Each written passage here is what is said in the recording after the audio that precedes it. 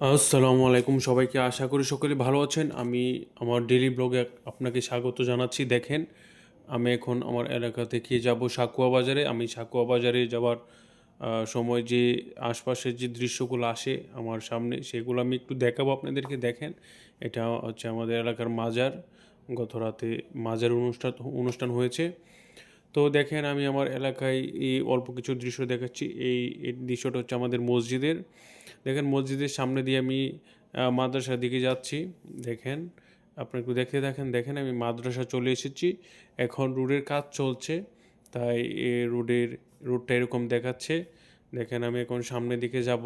দেখেন, সকালবেলা যেতে যেতে কুয়াশায় আচ্ছন্ন রাস্তাগুলা দেখেন, চারপাশে কুয়াশার কুয়াশা। দেখেন, তো সকালবেলা শীতের সিজন, দেখেন গাড়িগুলো যেন ভাসছে না, বোঝা যাচ্ছে। অনেক কুয়াশা পড়ছে সকালে, দেখেন।